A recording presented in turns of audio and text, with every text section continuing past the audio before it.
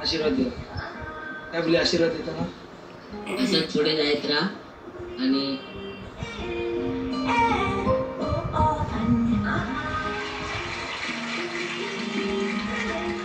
मला वाटतं हे सगळ्यांच्या घरी एकच घडलं असणार आहे आणि या सगळ्याचं श्रेय सर तुम्हाला आहे. वा. आणि आदित्य, मी तुला फक्त ऍड करेन, ही जी मुलं आहेत ना, ही जी काय 12, 10, 12, ही एक वेगळा दरवाजा उघडत आहेत अशा शाळेतल्या विद्यार्थ्यांसाठी ज्यांना आयुष्यात काहीतरी करायचंय, त्यांच्या मागे शिक्षक खंबीरपणे उभे आहेत आणि त्यांच्याला एक कॉन्फिडन्स देण्यासाठी.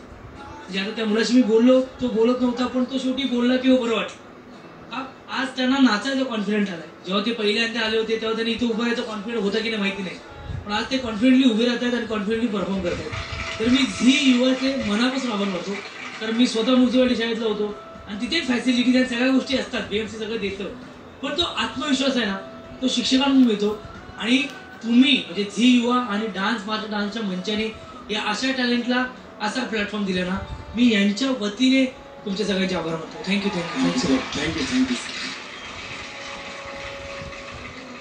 तुम्ही आता इथून पुढे जाणार आहात की नाही, काय वाटतंय तुला?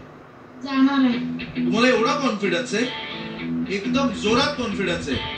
इतका कॉन्फिडन्स आहे की जोरात तुम्ही जजेसना विचारू शकाल आमचा परफॉर्मन्स तुम्हाला आवडला का? आमचा परफॉर्मन्स तुम्हाला